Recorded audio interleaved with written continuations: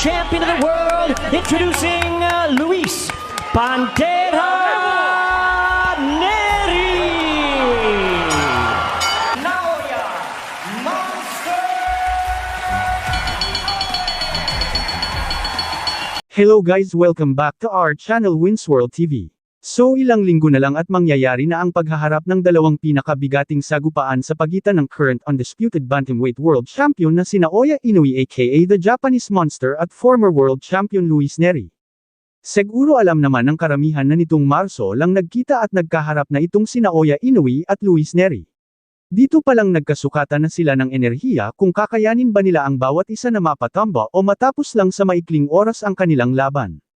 Kitang-kita sa dalawang boksingero na gustong-gusto nila mapatamba o matapos ang laban ng mas maaga. Ngunit kitang-kita din naman na malaki ang respeto nila sa bawat isa.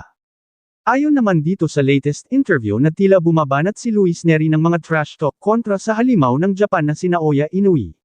Ayon kasi sa artikulo ng Boxing Scene, Luis Neri calls Naoya Inoue overrated, overconfident and ordinary. Alam din naman ni Luis Neri na magaling talaga si Naoya Inoue at hindi niya rin maitatanggi na ang laban niya kontra Naoya Inoue ay tinituring niyang napakadelikadong laban sa buong boxing career niya. Ngunit sa tuwing ni-review niya ang mga laban at estilo ni Naoya Inoue ay wala naman daw siyang nakikitang kakaiba dito. Bagkus ay isa lang itong ordinaryong boksingero.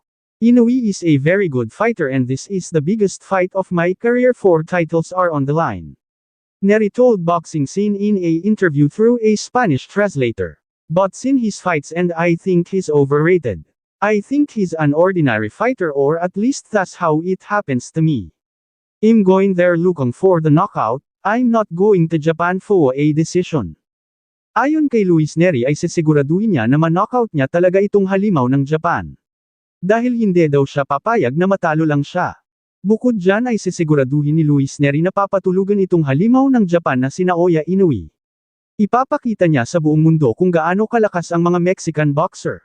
Masasaksihan daw ng karamihan ang pinakamalakas na version ni Luis Neri sa labang ito.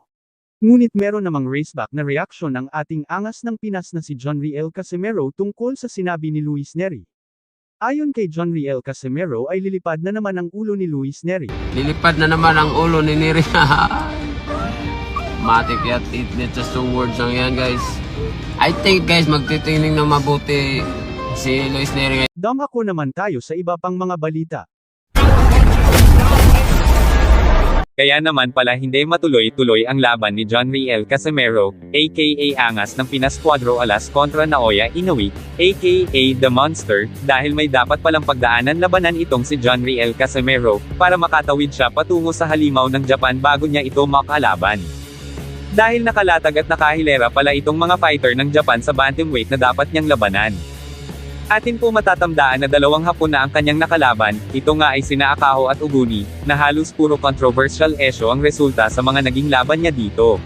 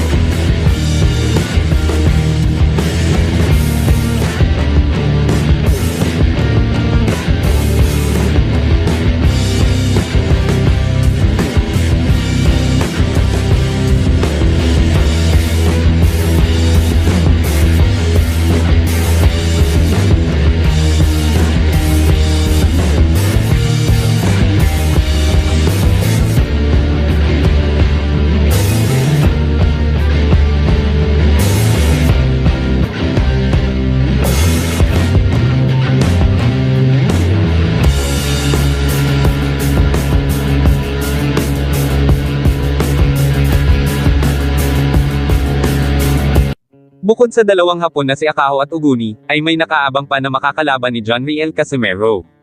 Dahil lahat ng Japan Bantamweight prospect ng Japan Boxing Promotion ay isasabak dito kay John Riel Casimero. Marami kasing nakapansin lalo na ang Pinoy fans community na maari isa itong pa-in para kay John Riel Casimero, hanggang sa tuluyang matalo itong si Cuadro alas John Riel Casimero.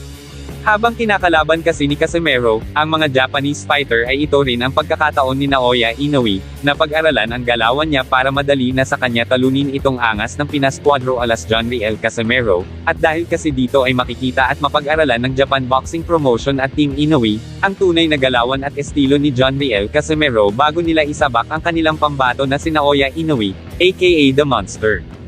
Ano sa tingin nyo guys, isa ba itong pawain ng Japan Boxing Promotion kay John Riel Casimero o hindi? Just comment down below. Thank you so much, salamat sa inyong panunood. This is Winsworld TV, saying peace, love and good vibes lang tayo lagi, okay, alright.